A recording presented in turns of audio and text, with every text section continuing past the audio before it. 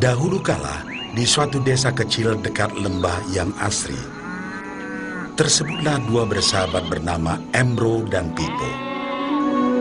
Mereka adalah tipe pemuda yang berambisi untuk menjadi orang terkaya di desanya. Mereka kerap membicarakan impian dan ambisi mereka itu akan kekayaan, kehidupan, dan gaya hidup yang ingin mereka miliki nantinya. Mereka tidak takut untuk bekerja keras, hanya saja mereka masih belum mendapatkan kesempatan untuk dapat mewujudkan cita-cita mereka. Tanpa putus asa, mereka terus mencari dan mencoba gagasan-gagasan baru untuk mendapatkan kesempatan tersebut.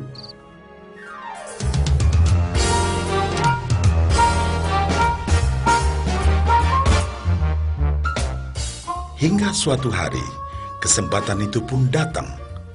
Desa mereka membutuhkan lebih banyak air.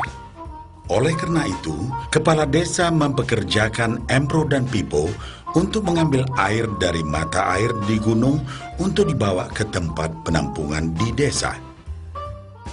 Mereka akan dibayar sesuai dengan banyaknya air yang dapat mereka bawa. Maka mereka berdua pun menyambut dengan baik kesempatan ini. Embro dan Pipo pun segera melaksanakan pekerjaan tersebut dengan bersemangat. Setiap hari, sejak pagi hingga sore, mereka bergegas menuju mata air dengan membawa ember masing-masing. Mereka bekerja keras untuk membawa air sebanyak mungkin ke tempat penampungan air di desa.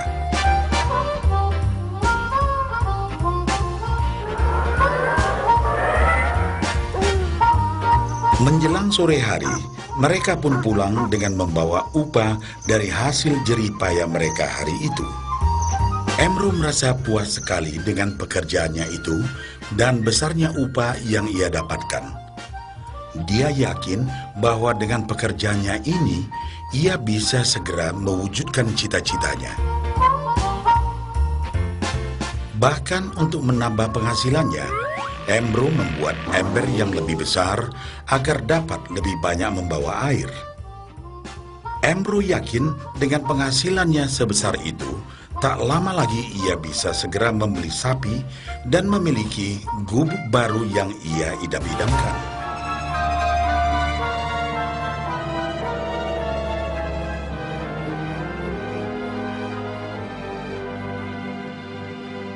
Lain halnya dengan Pipo.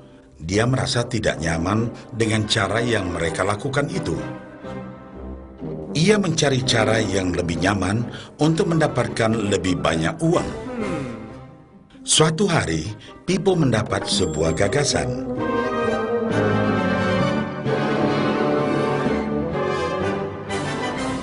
Ia berniat membangun sebuah saluran pipa yang akan mengalirkan air dari mata air langsung ke tempat penampungan air di desa. Dengan saluran pipa tersebut, ia akan mendapat lebih banyak air tanpa perlu lagi membawa ember ke mata air. Ia sangat antusias dengan gagasannya ini. Pipo pun mulai menceritakan gagasannya ini kepada Embro dan mengajaknya bekerja sama. Tetapi Embro tidak sependapat. Ia bahkan mentertawakan gagasan Pipo tersebut karena merasa dirinya mampu mendapatkan lebih banyak uang. Embro pun lebih sering lagi mengambil air dengan ember dan bahkan menggunakan ember yang lebih besar agar dapat membawa lebih banyak air ke desanya. Dengan cara ini, Embro yakin penghasilannya akan meningkat.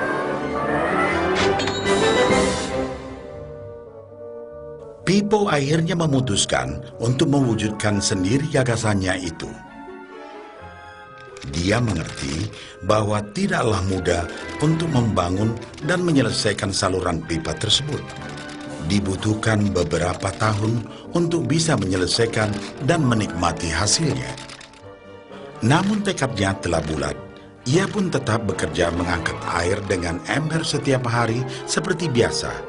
Tetapi di akhir minggu dan setiap ada waktu luang, Pipo bekerja keras menggali tanah yang banyak berbatu untuk membangun saluran pipanya. Pada bulan-bulan pertama, hasilnya hampir tidak kelihatan.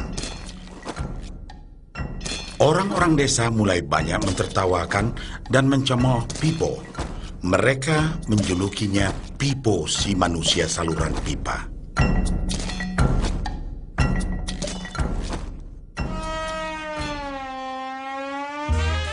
Sementara itu, penghasilan Embro telah meningkat 2 kali lipat. Ia sudah berhasil membeli sapi dan memiliki gubuk baru yang lebih besar. Gaya hidupnya pun sudah mulai berubah.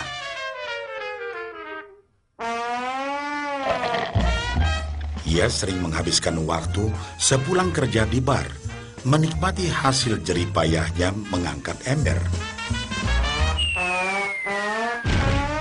Namun, tanpa disadari, badan Embro kini mulai jadi bungkuk karena begitu beratnya ia harus mengangkat ember besar setiap hari. Raut mukanya pun terlihat kelelahan.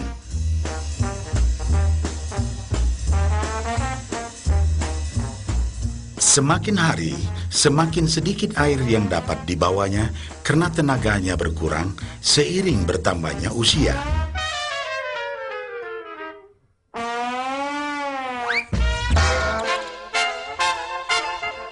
Bulan berganti bulan, tahun berganti tahun. Dan akhirnya, Pipo berhasil menyelesaikan saluran pipanya.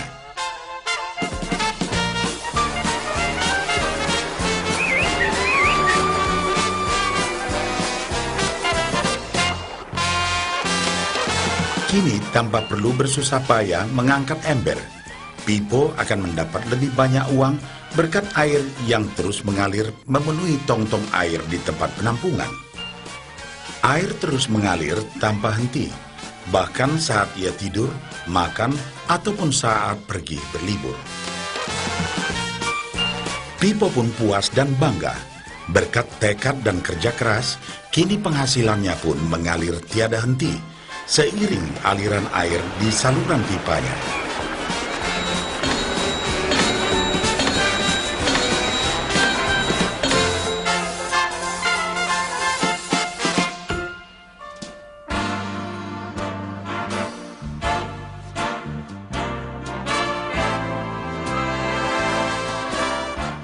Setelah melihat cerita Embro dan Pipo, kita sadari bahwa cerita mereka menggambarkan kehidupan kita. Pekerjaan yang dilakukan mereka melambangkan apa yang dilakukan kebanyakan orang dalam mendapatkan penghasilan. Embro mendapatkan penghasilannya dengan cara menggunakan ember. Ia harus pulang pergi mengisi embernya dari mata air ke desa untuk ditukarkan dengan uang. Untuk meningkatkan penghasilan, yang dilakukan Embro adalah dengan cara lebih rajin pergi ke mata air dan juga memperbesar ukuran embernya. Dalam kehidupan yang nyata, sangatlah normal kalau kita ingin meningkatkan penghasilan, kita harus bekerja lebih keras. Misalnya, dengan bekerja lembur atau mungkin mendapatkan pekerjaan tambahan. Kita juga dapat memperbesar ember kita, yaitu dengan menerima posisi pekerjaan yang lebih tinggi. Sebagian besar dari kita menukarkan waktu kita untuk mendapatkan uang. Seperti juga Embro, kita pun memiliki waktu yang terbatas untuk dibarterkan menjadi uang. Dan kita tahu, setiap orang hanya memiliki 24 jam per hari. Dan tidaklah mungkin kalau kita membarterkan seluruh waktu kita untuk bekerja. Dan yang lebih sulit lagi, yaitu jika kita tak mampu lagi membarter waktu kita, karena alasan usia, kesehatan, ataupun alasan lainnya, sehingga penghasilan kita terhenti sama sekali. Tetapi coba perhatikan apa yang dilakukan Pipo. Secara bijaksana, Pipo tidak membarterkan seluruh waktunya hanya untuk mendapatkan penghasilan yang terbatas. Tetapi dia menggunakan sebagian waktu yang dimilikinya untuk membangun saluran pipa, karena dia tahu bahwa saluran pipa ini akan mendatangkan penghasilan yang berkesinambungan tanpa dia harus membarterkan seluruh waktunya. Dia tahu bahwa suatu hari nanti, mungkin karena alasan usia atau kesehatan, dia akan tidak dapat lagi membarterkan waktunya dengan uang. Sedangkan bila ia mampu mewujudkan gagasan saluran pipanya itu, dia hanya perlu bekerja keras sekali saja untuk membangun saluran pipa. Setelah saluran pipa selesai, maka penghasilan akan terus mengalir bagi Pipo. Pipo telah menunjukkan kepada kita bahwa untuk mendapatkan penghasilan, kita tidak selalu harus dengan cara barter waktu dengan uang. Ada cara lain yang lebih baik. Bagaimana dengan Anda?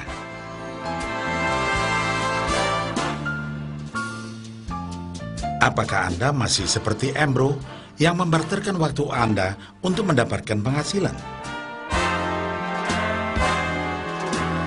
Atau Anda ingin mengikuti jejak Pipo dengan mulai membangun saluran pipa untuk mendapatkan penghasilan yang berkesinambungan?